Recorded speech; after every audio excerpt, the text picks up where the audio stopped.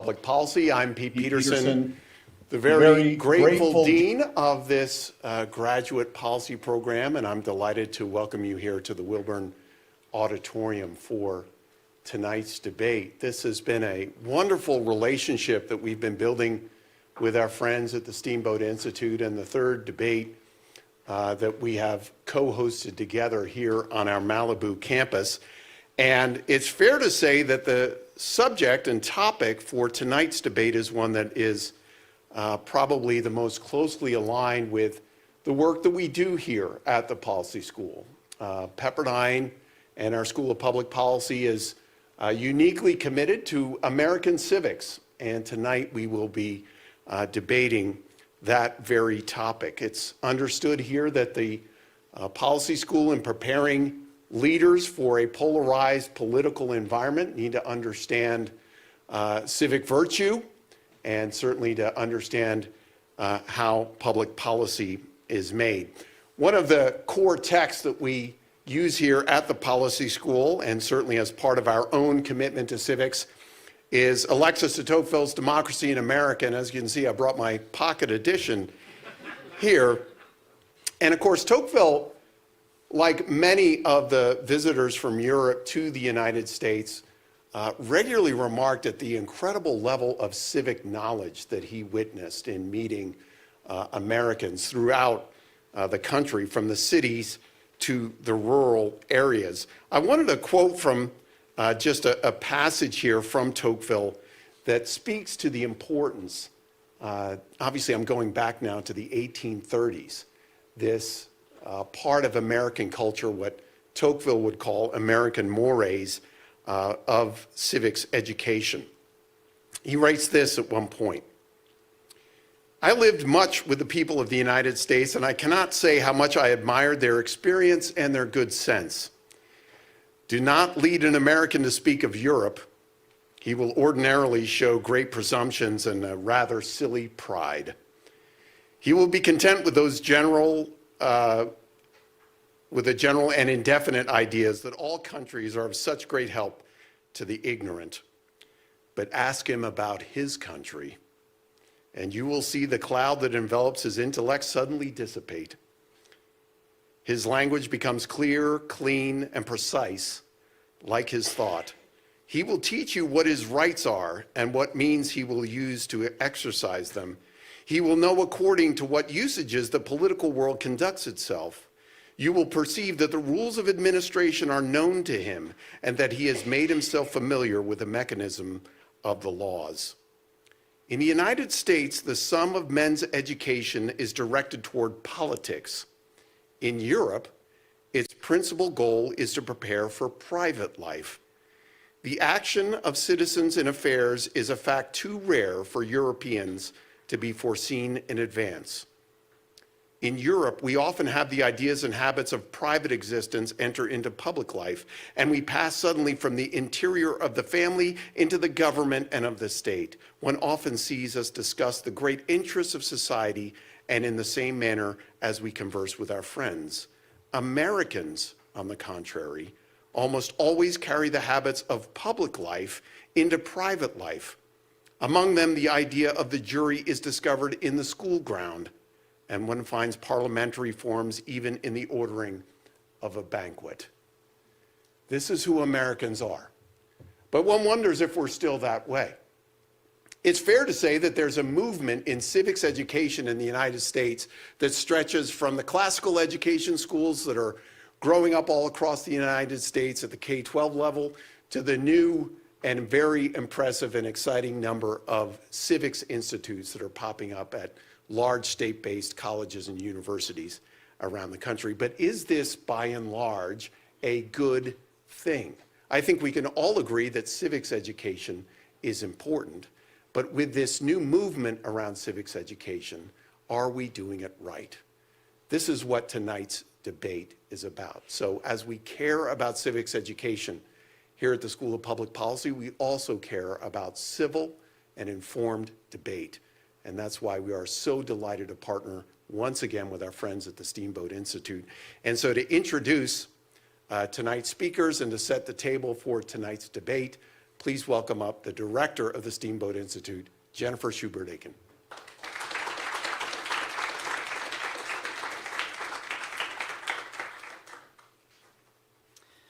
Good evening, everyone.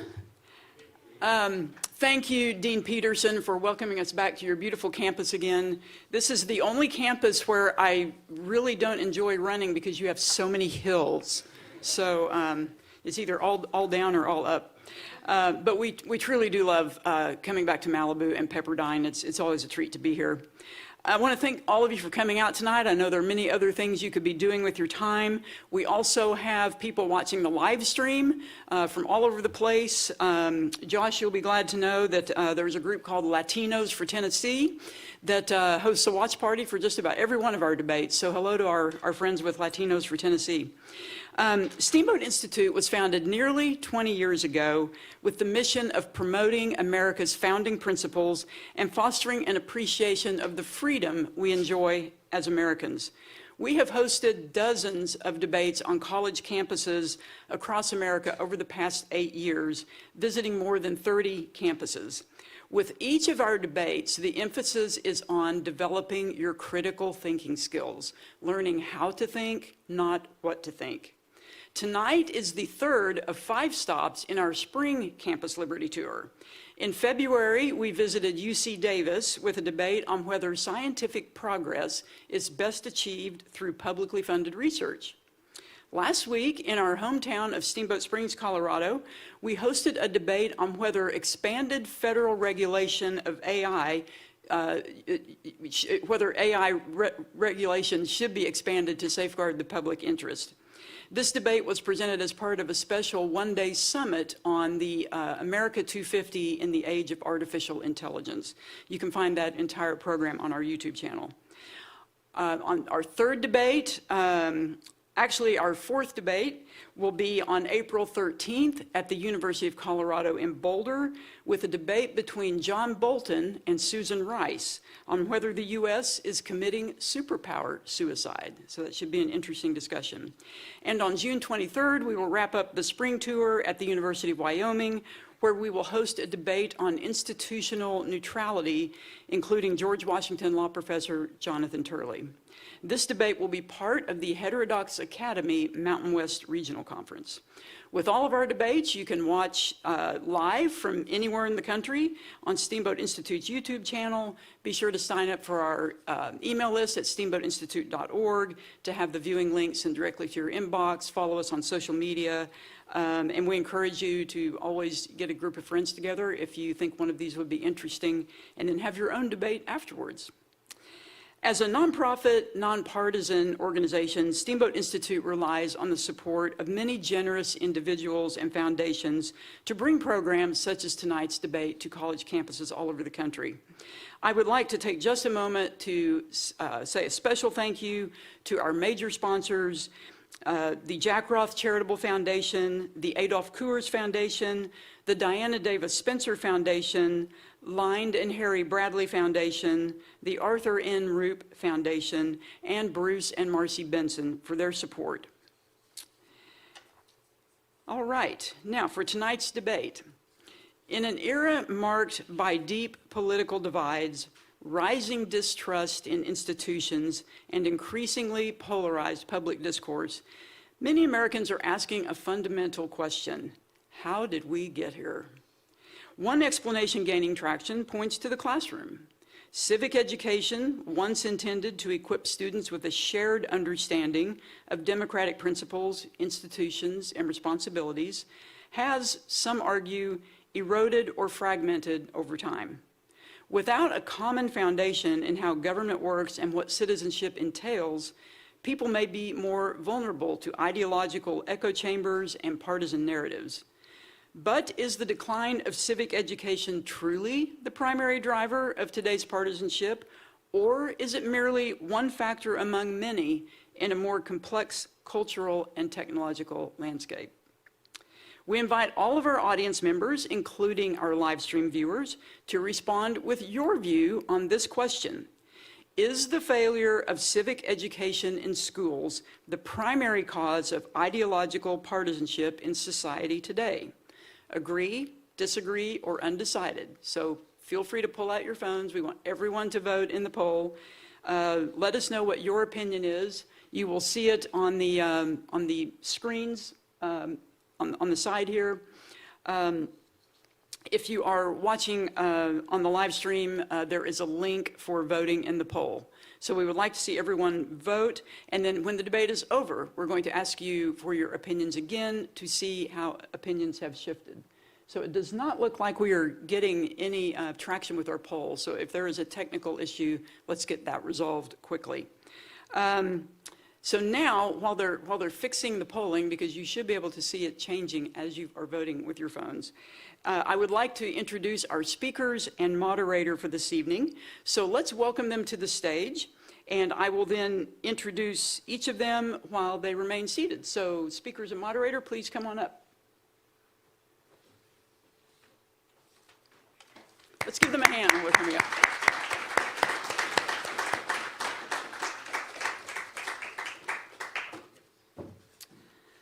Okay, now we've got our poll activated. This is great. So you can see that right now we have 24% undecided, 24% disagree with the resolution, and 52% agree with the resolution. So keep voting if you haven't already, and then when we're done with the debate, we're going to vote again and see if your opinions have shifted. Arguing the affirmative on tonight's resolution is Joshua Dunn, Executive Director of the Institute of American Civics at the University of Tennessee, Knoxville. His research and teaching focus on constitutional law and history, education policy, federalism, and freedom of speech and religion. His books include Complex Justice, The Case of Missouri versus Jenkins, and Passing on the Right, Conservative Professors in the Progressive University. His research and commentary has appeared in the New York Times, the Wall Street Journal, the Washington Post, the Atlantic, the LA Times, and other outlets.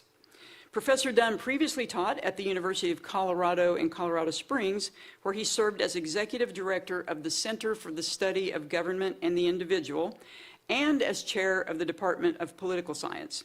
He began his teaching career at the College of William and Mary and was a fellow at the Miller Center of Public Affairs at the University of Virginia, where he received his Ph.D. in politics. Let's give a warm welcome to Professor Josh Dunn.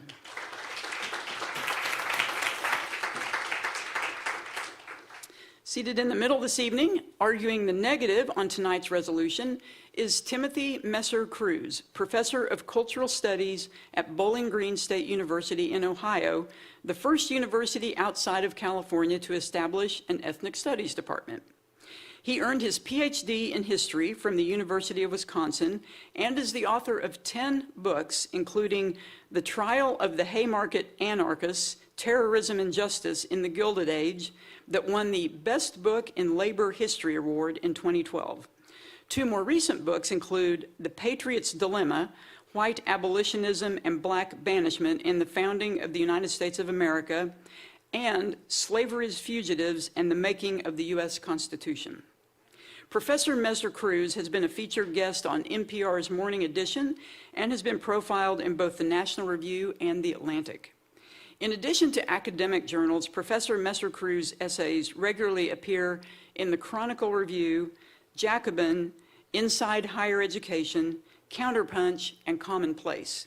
His latest essay in Jacobin is online this week, and his latest essay in the Chronicle Review, Is Civics a Discipline?, will be out later this month. His latest book is a textbook, Unpatriotic Civics, which was released in January. Please give a warm welcome to Professor Timothy Messer-Kruse. Our moderator for this evening's debate is Kaylee McGhee White, editor-in-chief of Independent Women Features and a Fox News contributor. Kaylee was awarded Steamboat Institute's Blankley Fellowship for Rising Young Journalists in 2023. Kaylee previously served as the Restoring America editor at the Washington Examiner. She graduated from Hillsdale College with degrees in politics and journalism. And now I will turn it over to our moderator, Kaylee, to kick off our debate.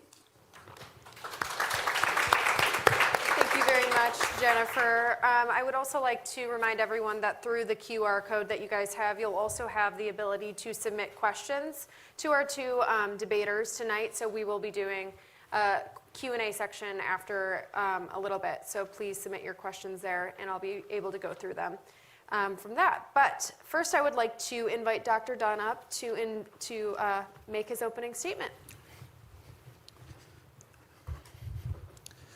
Thank you very much, Kaylee. I also want to thank Dean Peterson and the School of Public Policy here. It's always great to be back in Malibu. Great to see the work that you're doing here. I also want to thank the Steamboat Institute and Jennifer. I have a long-time partnership with this Steamboat Institute, but first time actually participating in a debate. The debates that we've done together, I've always been challenged by them, and I think we need more of this in our country today. So it's great to be here. I also want to thank all of you for being here. There are other things you could be doing, including watching March Madness.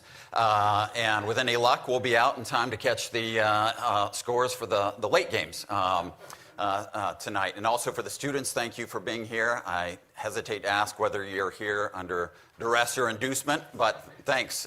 It's great to have you here. I also want to thank Professor Timothy Messer-Kruse. It's just an honor to be with him. He's a very accomplished scholar, really interesting work that he's done.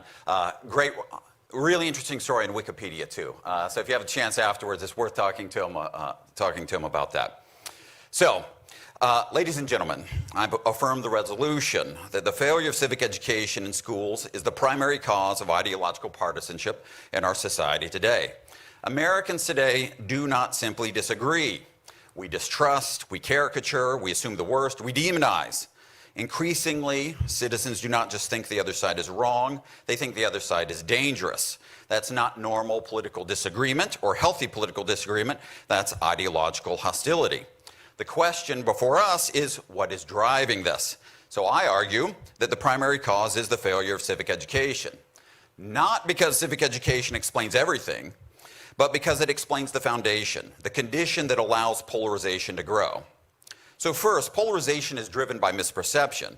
Research on what's known as affective polarization shows something striking. Americans systematically exaggerate how extreme the opposing party is.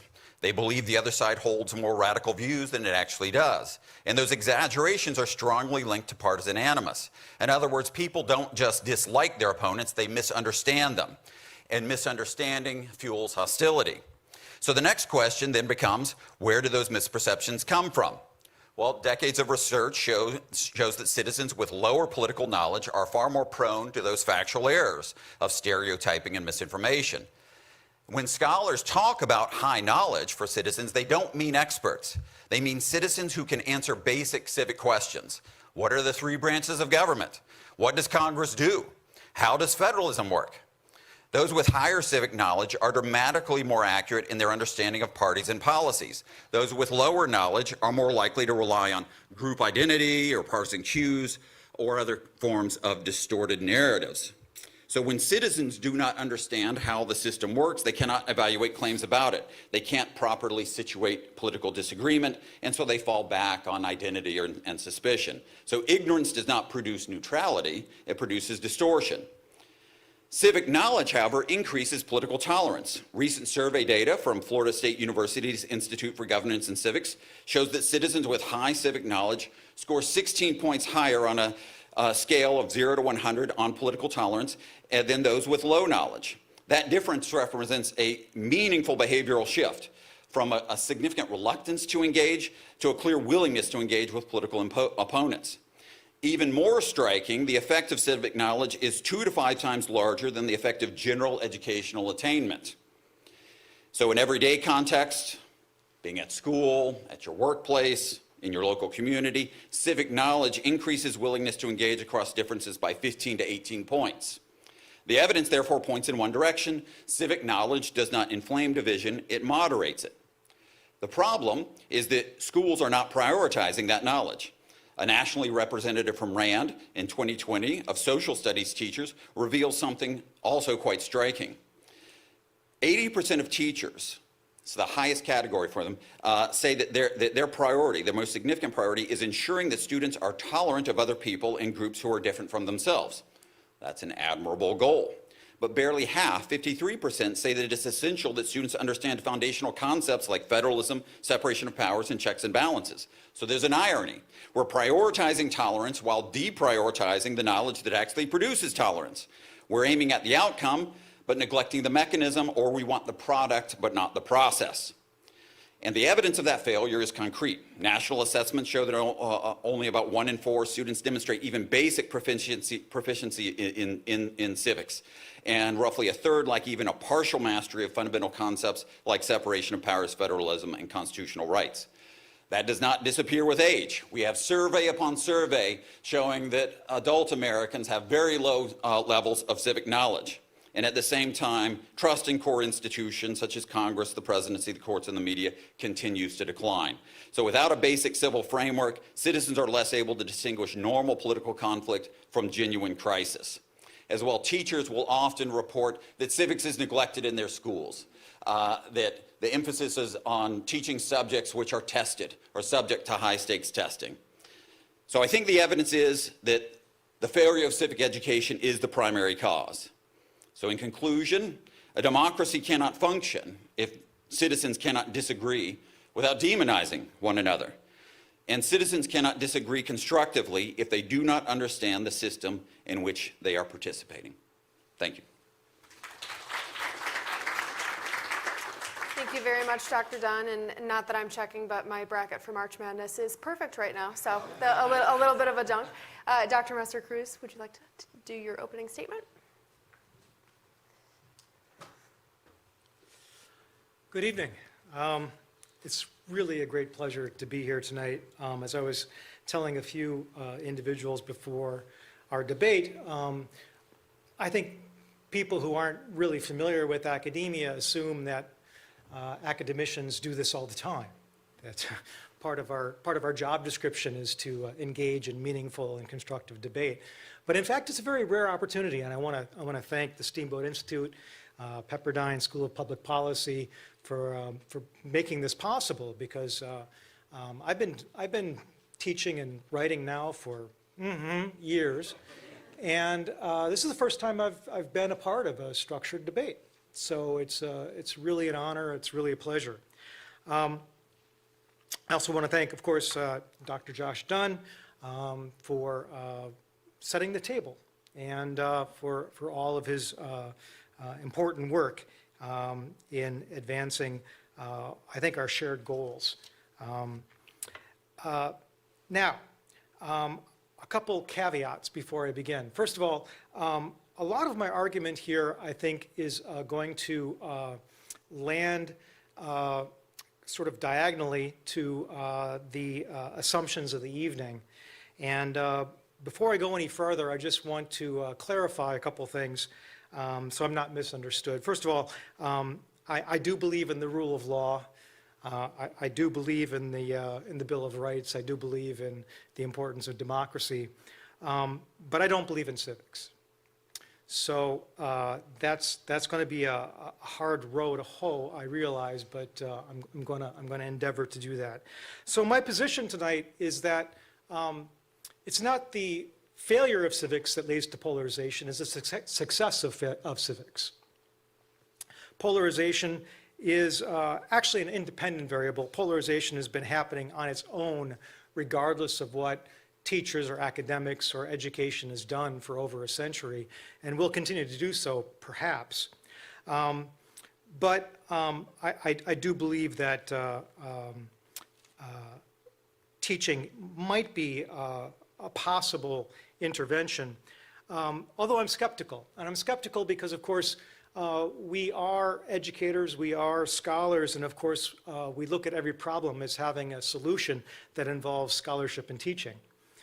We have a built-in bias in favor of a solution that aligns with our skills. Just as a carpenter sees every nail as needing to be hammered down, we see every social problem as needing to be educated into a solution. I don't think polarization really lends itself to that, and there's a number of reasons for this. One is the simple reason that civics has been taught extensively for quite a long time going back to the 19th century. But polarization is something that's been happening really since the 1970s in America. So one would imagine that if civics failure, some sort of decline of civics teaching, some sort of inability to come up with a civics curriculum is behind what's happened since the 1970s, well, that it's hard to maintain that given the fact that over the course of the 20th century, civics has been taught, civics has been emphasized. I'm struck by the fact that two things. One, that we are focused on polarization as a problem, when in fact, I think polarization is partly a natural process. I'm not sure it is a problem like a social problem that is something that needs to find some kind of a specific and artificial solution. It seems more something that has grown up as a result of the nature of our society, the nature of our politics, the nature of our economics. And if it has those sort of origins, its solution is probably going to extend far beyond the confines of campus or the school building. Let me just illustrate my skepticism about the effectiveness of civics by pointing out that there have been a number of times over the past 100 years when the effectiveness of civics has been tested. The first time probably is in 1935 to 1938 when the New York Regents commissioned an extensive study of New York state schools. 3-year study involving 22,584 students, involving the very best political scientists and educational statisticians of that era. And at the end of 3 years, Howard Wilson, the director of the project, had to conclude reluctantly that civics was a null factor as far as knowledge or commitment to voting, knowledge or commitment to civic principles. This sort of a mass survey was taken up again in 1953 to 1956 by the great Albert Somit, who at NYU looked at 2 years of student data, students who took a 3-semester sequence of civics. One group of students, the 3rd semester of civics, was what today we would call action civics, involving actually going out and participating in political campaigns and hanging out in political party offices and so forth. At the end of that 3-year study, Albert Somit had to admit in his report, quote, "No significant change of attitude was produced by any of the courses." I could go through other studies from the 1960s, the 1970s, even up to last year, that have shown effectively no appreciable statistical correlation between the amount of civics education or the kind of civics education and students' commitment to either voting or a commitment to the principles that we would all hold dear. I think the burden is on civics to show its effectiveness. It seems to have failed so far.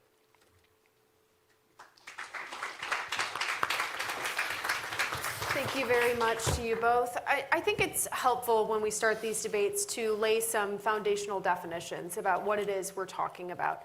So first I would like to ask both of you, what qualifies as civic education? Dr. Messer-Kruse, if you would like to start. Sure. I mean, well, that's a complicated question because it has such a long history, right? Civics education in its modern form was first developed in the 1840s. And then it was a twist on the traditional moral education. Of course, in the 1840s, most states required the reading of the Protestant King James Bible as part of the curriculum. And civics education was a secularization of that same movement, but in fact, it was taking the morality of the King James Bible and turning it into a secular form. And in that form, it continued for, well, in many ways, up to the present day. So I think civics education, fundamentally, from my view, is an attempt to instill certain values and certain cultural predispositions under the guise of partisan and political neutrality, which in fact it really can't carry. Dr. Dunn? So as a formal matter, it might have started in the 1840s, but I think you can see it even earlier. You look at the founding of the University of Virginia, there's a famous statement from committee, including Thomas Jefferson, about, well, why is the University of Virginia being established? And it's basically to prepare students to be leaders. But they also talked about what was going to happen in education before that. And it was really a kind of civic education so that students could understand their rights and duties and duties of being citizens, and then also the structure of their governments. Those were all kind of embedded with at least public education in the state of Virginia. Now, of course, there's always been conflict over what's going to be taught, and that's nothing new. But at its core, I think it is understanding rights and duties of citizenship, but then also basic institutions, how they're supposed to function. I would also include some important historical elements as well, how America has changed over time. I don't think that you can really be a properly educated citizen without knowing something about the Civil War, without knowing about the Progressive Era, World War II, the Civil Rights Movement, those things. I think all of that should be included in a civics education.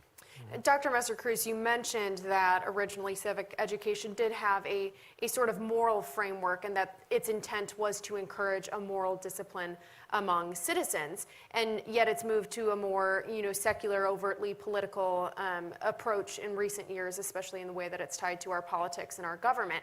Now, is the loss of that moral framework part of the reason why you don't find civic education to be as effective? And if not, are there any other elements to civic education that we could increase to improve polarization or partisanship? So the way civics is taught now, for the most part, and the way it has been taught for the most part for a century, inherited from that moral education the structure of a catechism. Much of what passes for civics is a set of affirmative statements that eventually get tested. I mean, the National Assessment of Academic Educational Progress, which has been done consistently since 1992, every couple of years assesses civics knowledge, and it does so by asking a series of questions, such as, what are the three branches of government? Can you name them? The problem here is that these sort of catechistic affirmative statements carry with them a very clear ideological subtext. For example, the answer to how many branches of government are there is supposed to be 3, but that is actually incorrect. There are more than 3 branches of government if we think of government as a structure of power and a structure of rule.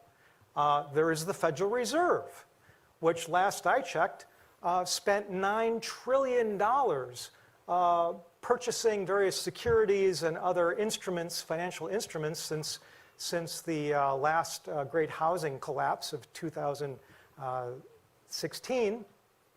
And none of that was democratically directed. The Federal Reserve is a government unto its own. One could make the same argument about the Department of Defense. I guess Department of War, I'm so behind. The Department of War is in many ways a government unto itself. I think most people would appreciate that another wing of the government, another branch of the government, happens to be those who have the money to provide funding, both directly to political parties and candidates, and the famous dark money, which is now completely unregulated and which sloshes billions of dollars around every election. Most people who are exposed to the catechistic type of civics education, they hear these sorts of things, that there are 3 branches of government. There's the executive, the judicial, the legislative, and they think to themselves, well, that's not the world that I live in. I live in a world where power affects me directly in other ways. And so there is this cognitive dissonance just as there might be with the moral instruction when you're told to behave in certain ways that seem contrary to your proclivities. And so that really hasn't changed. I mean, that's been a constant, and it's you know, I think in my perfect world, there wouldn't be a catechistic sort of a list of discrete so-called facts that need to pass as civics, but instead we would simply ask students, what is power? How does power manifest? What is government? How is government organized? And try and do this sort of as an investigation as opposed to a settled conclusion. Dr. Dunn, I'll ask you this as well. What specific aspects of civic education are lacking, and how would improving those gaps lead to decreased partisanship or polarization? Well, one of the things I get to spend a lot of time doing is working with teachers in K through 12 education, and it's a great privilege. It's just a joy to be with them, and we always get to ask them, well, what's the thing that you need most? And the thing that they almost always say is more class time. We do see that there's been an increased emphasis on certain kinds of subjects that are there are high-stakes tests around. Civics is not one of those. So I think that would be a basic matter, that we do devote less time to it now than we used to. Some of that was driven, much of that I think was driven by No Child Left Behind. On this question of what's actually included with government, if I'm not mistaken, it sounds like Professor Messer-Kruse is coming close to saying that there might be something illegitimate about the administrative state. And if that's the case, then welcome. I'm glad to hear that. I'm certainly not opposed to someone raising questions about the legitimacy of agencies that are subject to very limited political oversight, exercising this enormous control over our lives. I'm happy to do that. I think we could still correct the question where it's not that problematic to say how many branches of government does the Constitution establish, and move on from there. And I still think the evidence does show that even just a basic knowledge of those things does seem to have a salutary effect on people's political attitudes and behavior. And so if we could just increase that, I think it would go a long way in helping the situation that we're in today. Dr. Dunn, I want to focus on some of the evidence that you've cited proving that civic education does improve people's attitudes towards each other and towards their government. There are countries with very strong civic education systems that are still experiencing rapidly increasing polarization, just as we are here in the United States. Germany is one of those. They have a very strong and robust civic education model, and yet Germany has experienced increasing polarization, specifically over the issue of immigration, just as we have here in the U.S. So does that suggest that some of these political debates are due to a much deeper moral divide than just a difference in opinion on how to work these things out politically? You're correct that we do see increasing negative partisanship emerging around the globe. But I don't know that necessarily changes the fact that, at least in the United States, the evidence that we have indicates that civic knowledge does seem to be strongly correlated with political tolerance. So we'd have to look at the particular circumstances of each country. With Germany, I think my guess is that actually immigration is even a more significant issue for them than it is for us here. But I can't say that I have an expertise in that. And just because they have a strong civics education, I don't know what it looks like, what's included with it, and again, there could be political disagreement about what should be part of their civic education. But so even if there are countries where they seem to have robust civics education, just because they still seem to be having problems doesn't mean that in the United States there's not an obvious connection between poor civics knowledge, low civic knowledge, and increasing ideological and political polarization. Dr. Messer-Kruse, I think that the data on the generational divide in the United States is also very interesting on this topic. The data shows that older generations tend to show much stronger partisan loyalty. They tend to be more polarized, whereas younger adults tend to be a little bit more open-minded. They tend to identify as independent more than their parents and their grandparents. So what could explain this difference, if not the changing educational standards in the country over the past several decades? Well, it's a complicated picture, but I think if we're going to talk about the correlations between various categories of identity and various groups and polarization, the data is very clear. The strongest correlation that exists is between socioeconomic class and polarization. And it runs in the way that most people, opposite to the way most people would presume. Most people, I think, would presume that people of low socioeconomic status would have the most polarized beliefs and identity. In fact, it runs the opposite way. All the data shows that those at the higher end of the socioeconomic spectrum are more subject to polarization than those at the bottom. In fact, we can see this because those at the bottom of the economic divide vote in far smaller numbers.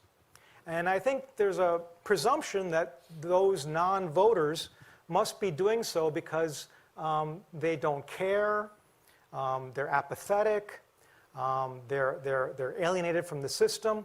No, in fact, they are motivated non-voters. They're motivated in the sense that they see voting as irrelevant to the problems that they face. They make a shrewd, realistic assessment of their communities, their political reality, and they see that they're not given any realistic options in the two-party system, that there are no policy options that seem to reflect their reality, and therefore they do not participate as a matter of clear choice. And of course, young people tend to be more in the non-voting group because generally wealth is generational. So people in their younger years tend to have less wealth. Wealth seems to peak in one's middle of the career and then decline again in old age. So if we look at socioeconomic class and we understand that non-voters are not apathetic, but that they are rational, they are motivated, and they are deliberate, the entire picture flips, if you will, and begin to see polarization as an effect of education. In fact, the highest correlation between, say, civics understanding is whether one has attended college. College is a tremendous engine for knowledge, including civic knowledge. But only 15% of those at the bottom quintile of income ever go to college. And if we see civics in the college curriculum as a form of indoctrination, just as the old moral education was a form of indoctrination, essentially what we're seeing is that those who are not exposed to it are less indoctrinated and therefore less polarized. Dr. Dunn, Dr. Messer-Kruse has brought up socioeconomic status as a contributing factor in this debate. So my question for you is, how do you distinguish civic education as the primary cause rather than just a contributing one in addition to things such as socioeconomic status? So, because it's the foundational factor through which all these others are mediated through. That's why I think that civic education and civic knowledge is so important. And Professor Messer-Kruse pointed out something significant, but I think it undermines his points about the socioeconomic class and polarization. You mentioned that over time, it's a generational issue. So younger people, they're early in their careers, they aren't going to make as much money, and then as they move along, what do we find? They tend to make more money, and they also tend to start voting. And so that's not so much a product of socioeconomic class. It's just their position in life. And the same reason that college students, they don't vote as much. It would be great if college students voted more, I think, but they don't. And there are lots of reasons for that make a lot of sense. Their time horizons are different than everyone else. They don't have permanent established interests in a particular community. They probably don't have kids and all sorts of things that would shape their motivations to go out and participate in voting. So I don't think that socioeconomic class explains much about this, and this is why in American political history it's difficult to actually see economic class as a significant variable explaining ideological and party divisions. What we've tended to see is lots of people on both sides being in the upper class, middle class, and the lower class. That's why you have books like What's the Matter with Kansas, where complains that Kansans are being irrational because they aren't voting for their economic interests because because their income level should predict that they should vote for Democrats. The guy ended up making a bunch of money off of the book, so by his own logic, he should be voting like Republican now. But it just turns out that it's much more complicated and messy in America. It just class does not have a lot of statistical power when predicting the voting behavior of American citizens. So a question for both of you. I'll start with you, Dr. Messer-Kruse. Could the recent fixation in our politics on identity and identity politics in general also be a contributing factor to increased polarization? Oh, it definitely is. And I think the baseline we should look at is late 19th century. From about 1840 to about 1898, something over 70% of eligible voters voted in every presidential election. And then suddenly in the 20th century, these numbers collapsed down in the 50 percentile, and they have stayed there more or less consistently with a little blip here at the New Deal, and a little blip here in the very last election, by the way. But for the most part, it's languished around the 50% mark. Many scholars have attempted to explain this, and I think the best explanation is that as Burnham and Verba have well documented, that there was essentially a collapse of class-based politics coming into the 20th century. The 19th century was a class-based politics. The two parties by the end of the 19th century clearly defined themselves by socioeconomic class and by class appeals. In the 20th century, for various reasons, a lot of it having to do with the nation's great divide on race, both political parties abandoned class appeals and attempted to create broad coalitions ignoring class. To the point where in 1950, the American Political Science Association put out a report saying the great problem in America is a lack of polarization. The problem is that voters don't have any choices because neither political party stands for anything. How far we've come. Well, what happened since 1950, of course, is the Civil Rights Movement and political parties beginning to sort on the basis of racial identity, not on class. And that sorting, I think, is the primary driver of what we call today polarization. But I'm very skeptical that polarization is really something that we need to worry about. First of all, as I mentioned before, it doesn't encompass non-voters because we simply write them off. We say non-voters aren't really part of the polarization because they're not partisan at all. But we forget how many of them there are. For about the last 10 or so elections, nobody was the winner of the election. In 2016, 27% of the voting public voted for Donald Trump, 28% voted for Hillary Clinton, and 41% voted for nobody by staying home. The great majority of Americans vote no, and they do so because the political parties simply don't represent them. And I wouldn't call that polarization in a negative sense. I would call that a real failure of our political system. And you don't think that encouraging them through civic education to get engaged would meaningfully change that? Well, I think it would exacerbate that because I think the reason they vote no is because they have a clear fundamental understanding that the system does not serve their interests or their community and offers no policy choices that make any sense to their lives. And when they encounter a classroom where they're being told that you enjoy equal political rights with other Americans, but they know, of course, that money talks in the courtroom as it does other places. When they're told that the government works in a certain way, but they don't see it working that way in their communities, that cognitive disconnect creates resistance, resentments, and simply causes people to drop out. So the problem then, if I'm understanding you correctly, is not necessarily civic education itself, but the hypocritical nature you're alleging of the civic education in terms of what it's positing to people. Yeah, I don't know if it's so much hypocritical as it is irrelevant to most people. I mean, it represents the political system in these ideal mythological ways and doesn't really deal with the question of what power really means to most people in most people's lives. If civics would somehow find a way of approaching a subject in a more critical way, as opposed to a way that simply assumes that the teacher, the educator, has all the answers, and these answers don't actually align with students' understanding, then we might be getting somewhere. But right now, I don't see that happening anywhere. I've got to respond to a few things there. First, we actually have lots of data showing that non-voters look basically like voters.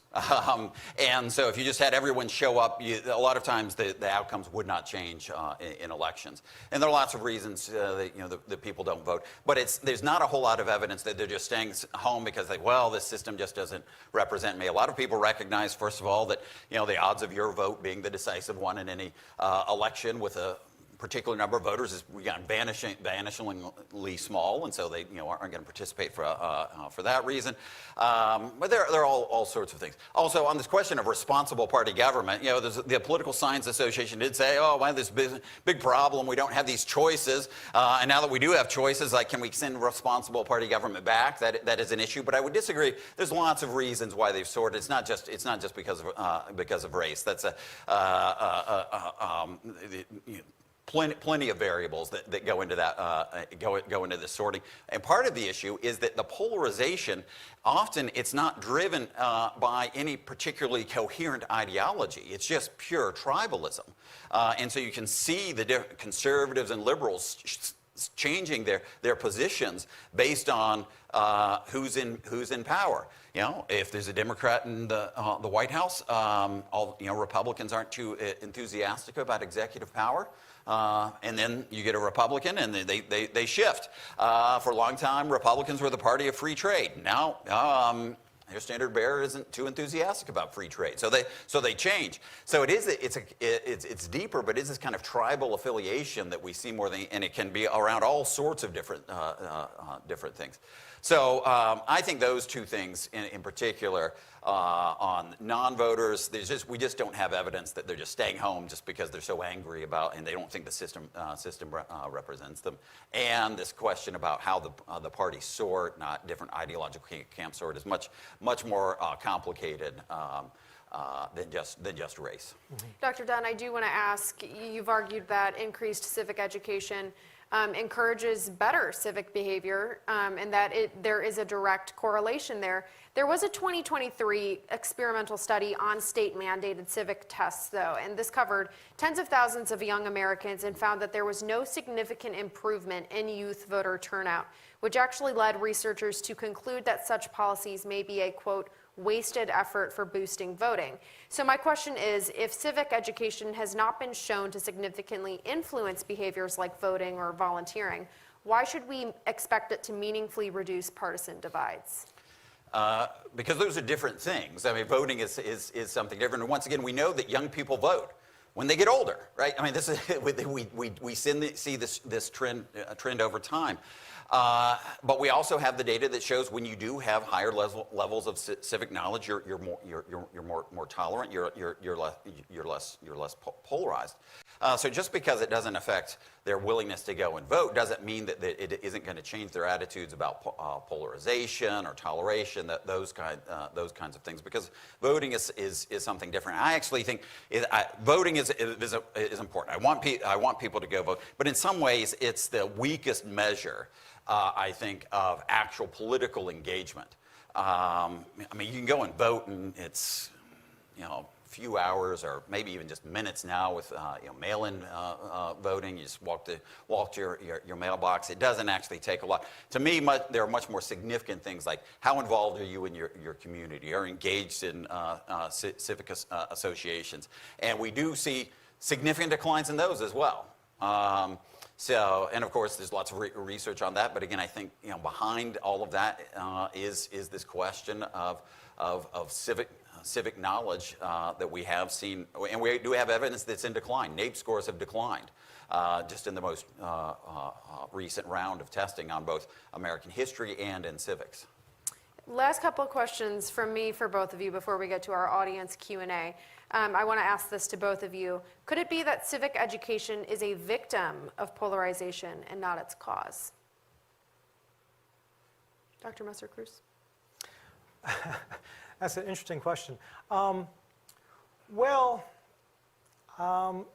would say that it's an orthogonal relationship. I don't think they are directly related. I think civics education and polarization are simply in different universes. I think polarization happened, as I've argued, for its own social and political reasons. Most importantly, the decision really in the 1960s of the Republican Party to embrace the politics of white supremacy in response to the civil rights movement and thereby form a new national coalition to win elections. I mean, William Rushton said this explicitly in the National Review in 1961. William Buckley said this explicitly. We know this was clearly a planned effort on the part of the political party, and we know that the Democrats were happy to align in the other way as well. And both parties by the 1970s had embraced the politics of identity, each in a different way. So polarization has its own history and its own dynamics. Civics education, it's related, but it's not related causally. I think it has the power to be a corrosive element if it's presented in a way that does not align with the lived experience of students. Then it builds resistance, and unfortunately resistance not only to the education but to the institutions which are trying to be extolled and lauded. So I think that's the way I would see it. They kind of occupy different universes. Dr. Dunn? So the question is that is civics education a victim of polarization? So in other words, polarization is making people not want to have civics education? Or is we see this even in the drive among the differences in red and blue states in terms of what they're willing to teach students. So is polarization deliberately undermining civic education? I suppose there could be, but I mean, I give the example of Tennessee and the institute where I'm located. There was overwhelming bipartisan support for the creation of the Institute of American Civics in the state legislature. And you can read the debate on the floor. And there was just a general recognition that something is not going right. And part of it is driven by this lack of knowledge that our students have and then that adults have once they get out of school. Now, so there can be some disagreements about it, but I think it's actually possible to construct a civics curriculum that is going to bring most people on board with it. Again, it could be that maybe, 3 branches of government is misleading. But yeah, just say the Constitution is established. Most people think that's a reasonable thing for people to be able to know, to be able to effectively participate. People should probably know something about federalism. We did a survey in the Institute of American Civics trying to figure out how many Tennesseans know that we have our own Constitution in Tennessee. It's 50%. Now, we actually added this question to another survey, a national survey. It turns out, across the country, it's 50%. This is significant because in every state but Delaware, citizens have to vote on amendments to their state constitutions. And a lot of times, like here in California, you vote on them a lot. What that means is that there are a lot of people voting on constitutional amendments that don't know that they're voting on a constitutional amendment. They're just treating it like any other part of the policy process. this is unhealthy. At a bare minimum, this is unhealthy. We need to do better. I don't think that there's a whole lot of ideological valence to that. This is, and the more, to me, the more you can equip citizens with the knowledge about how their system of government works, the more capable they will be. We have evidence that it also increases their own sense of efficacy as well. So. I don't know that polarization has driven. I do think that what we do see is just across the country, people recognize that we haven't done what we needed to, just imparting in basic knowledge in students, particularly at K through 12. College can be a different question, but just at the K through 12 level, so that when they get out, they know how to navigate the political process. So to both of you, Dr. Messer-Kruse, I'll start with you. If you could implement one policy tomorrow to reduce ideological division, what would it be? And why would it work better than just bolstering civic education? Well,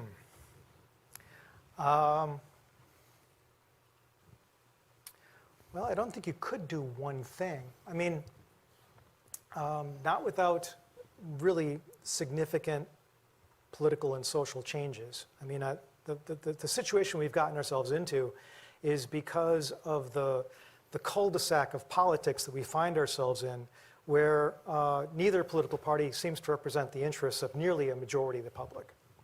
That's not going to be easily solved by one policy intervention. I guess if there's one thing that I would like to change, I'd like all partisans on all sides to stop assuming that their opponents are motivated out of ignorance.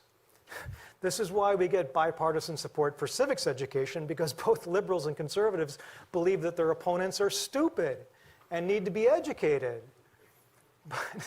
But in fact, I think most people are pretty intelligent and pretty knowledgeable and pretty aware of their surroundings. And I think it's a particular occupational hazard of teachers and professors to presume that we have this great wealth of knowledge we need to bestow upon the benighted public and therefore reform the world.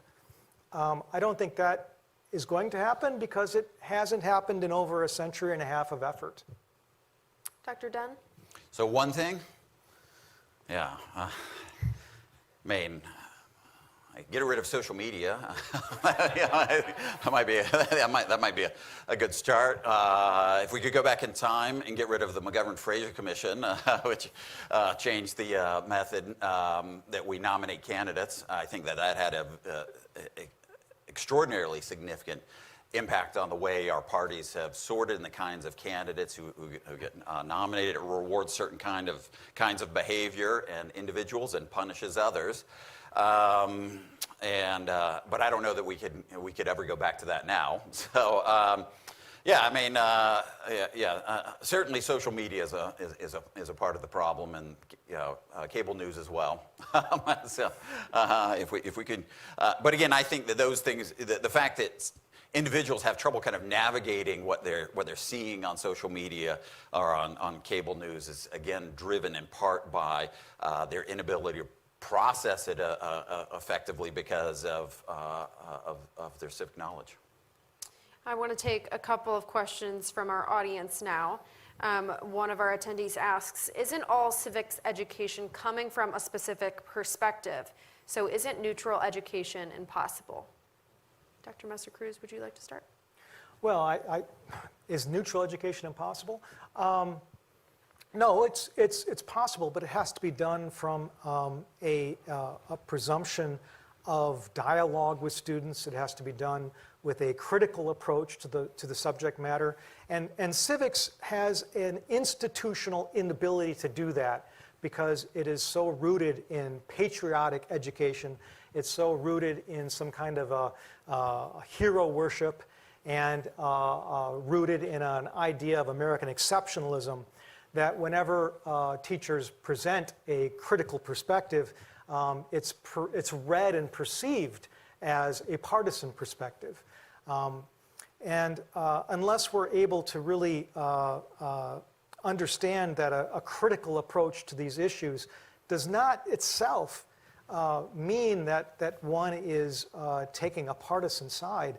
I don't think we'll ever really get to a point where civics can accomplish what it thinks it wants to do.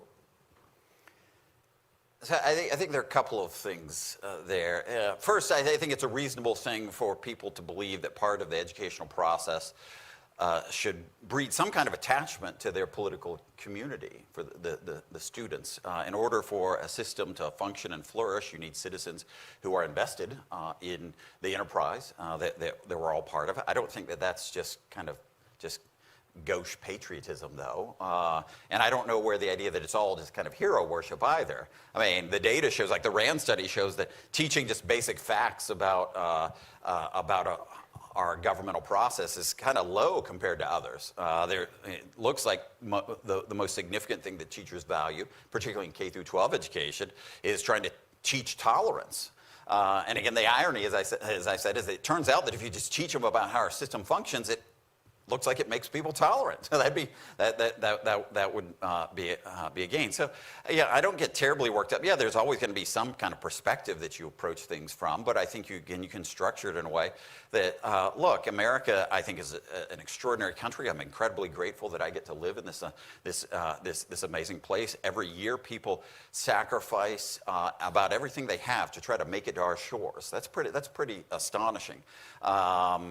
It's like winning the lottery, right? To be here, and I don't think there's a problem with recognizing that. But I also have no problem with pointing out our sins and errors. I think that that's a necessary part of civic education too. The idea that there's not a critical perspective, particularly at the college level, I mean, I find this difficult to believe. Right? Your own field of American studies, the Progressive Policy Institute just produced a study of the leading journal in American studies and found that they looked at, I think it was the past 4 years, 80% of the articles in the leading journal in American studies were critical of America. 80% of them. 20% of them seemed to take no position. I guess you call it neutral. Not a single one was in any way deemed positive. And this is a left of center organization. This is a serious problem when this entire field seems to think that its entire purpose is just to identify America's faults and flaws. America's much more complicated place than that. It ends up being this kind of this kind of critical posture. It ends up just being something that everyone gravitates to, and you get this kind of just collective patting each other on the back because you've escaped again, the kind of patriotism that might afflict other benighted souls. So yeah, I do think that it's a reasonable thing to try to think that part of what we should be doing in our schools is teaching some kind of attachment to our community with a purpose of trying to make our community better. And one more really quickly, and Dr. Dunn, you kind of touched on this a little bit, but talk to us a little bit about social media and whether this is also one of the driving causes of polarization. And Dr. Messer-Kruse, I'd like to hear your thoughts as well. Well, it's a target, it's a culprit that's often identified. I think the jury's out on that. It's not social media itself that is an issue. It's the fact that 4 global companies control 61% of global advertising revenue and do so through their control of social media and their manipulation of social media. It's not the technology that's the issue. It's the concentration of control and concentration of ownership, which is the same problem we see in so many sectors of American life. I think simply singling out that one sector gives those other areas of our political economic life a pass. Now, do I resent the fact that I compete with phones in my own teaching? Of course I do. But I think it would be reductionist to really say all our problems are the result of social media addiction. I really don't see that. Dr. Dunn, how do you see this playing into So I think it allows people to indulge parts of their psyche that otherwise would be restrained if they were interacting with people. I think there's actually research showing this, that it doesn't actually change people, but instead it just allows the parts that we would rather see hidden from public life to be flaunted and flagrantly displayed out in the open for all of us. This kind of unmediated access to the id of everyone. It can be kind of frightening, and then the reward structure for the more outrageous things that you say tend to get the more likes. We know that you get significant dopamine hits from this. So I do think that it contributes to it. I don't know that there's much evidence that it's because of for companies controlling the advertising revenue. I think it's the nature of the medium itself. Great. Well, we're going to move to closing statements now, but before we do that, I would like to remind all of you to please participate in the post-debate poll. So if your minds were changed at all, just issue your responses there so that we can see how everyone's views were impacted by our debate. But Dr. Dunn, would you like to give your closing statement? Thank you once again for all of you being here and listening to us, and thanks again to Professor Messer-Kruse. It's great being with you. Polarization today is not merely disagreement, it's distrust and hostility toward fellow citizens. And the evidence that I presented suggests that misunderstanding is one of the most important drivers of that hostility, and that citizens who lack civic knowledge struggle to interpret political conflict within the framework of constitutional and democratic institutions. So instead of understanding disagreement as a part of our system that's designed to manage conflict, politics becomes a struggle between enemies, and civic education exists to prevent that. The American constitutional system was designed to moderate conflict. Separation of powers prevents domination by a single faction. Checks and balances makes it difficult for one institution to dominate another, and it limits political victories. Federalism allows different communities to pursue different kinds of policies. And constitutional rights, most importantly, I think freedom of speech and freedom of religion, protect disagreement itself. But these principles only work if citizens understand them. Without that knowledge, politics just becomes a Manichaean battle of good versus evil, of us versus them.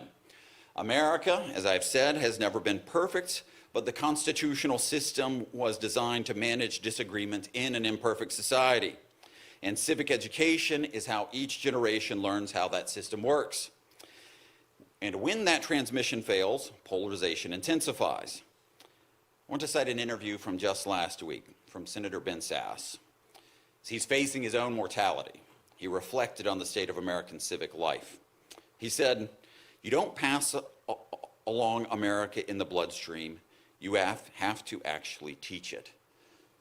The principles and institutions of freedom must be taught." That's what civic education is supposed to do. And when civic education fails, misunderstanding grows, distrust spreads, and ideological partisanship intensifies. For those reasons, I maintain that the failure of civic education is the primary cause of ideological partisanship in society today. Thank you. Dr. Messer-Kruse?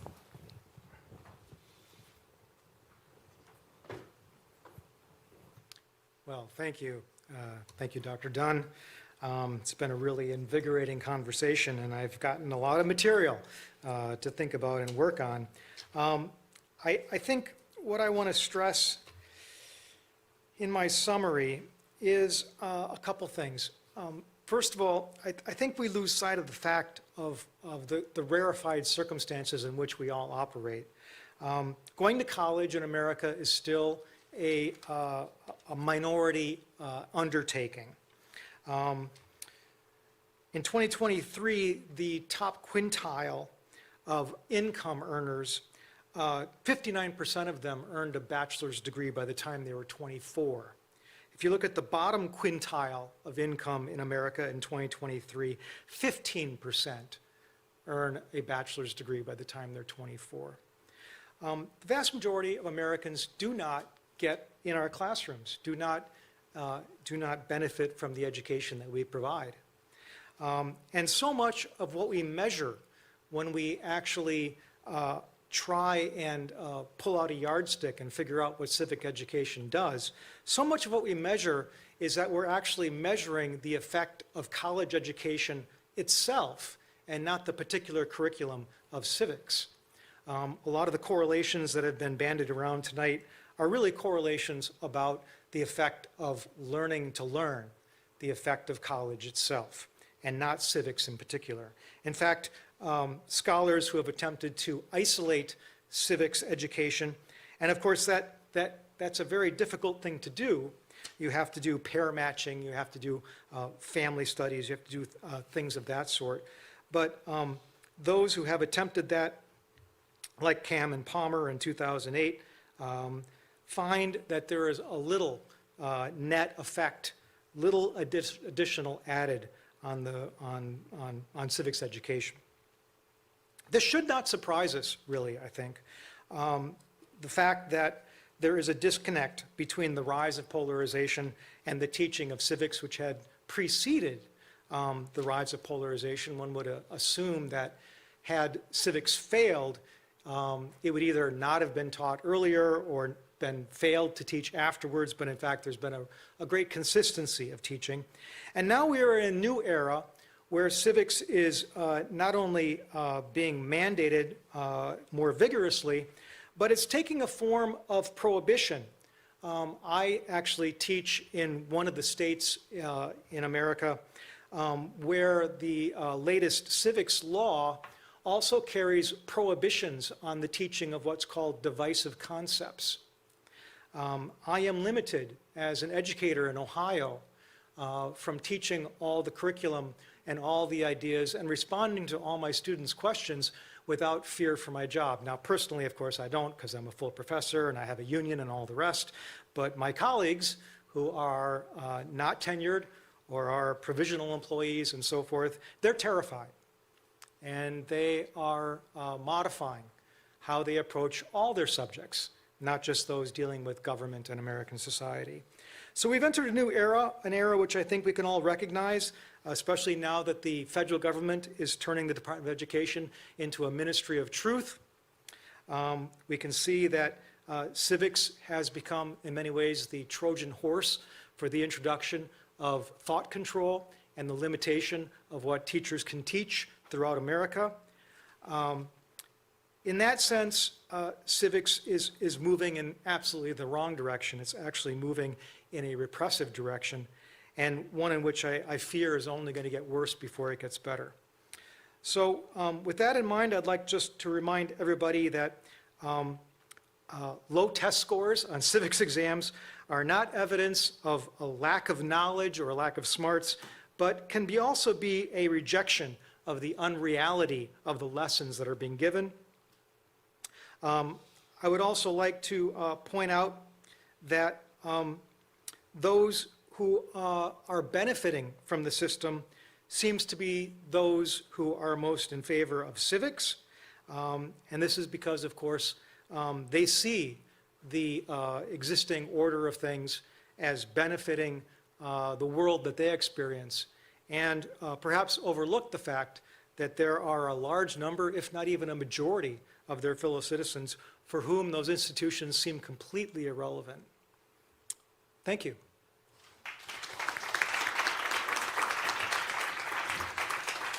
Well, thank you both. I think that this has been a great conversation, and hopefully we all learned something from it. Do we have the results from our poll, the pre and post debate one? Oh, there we go.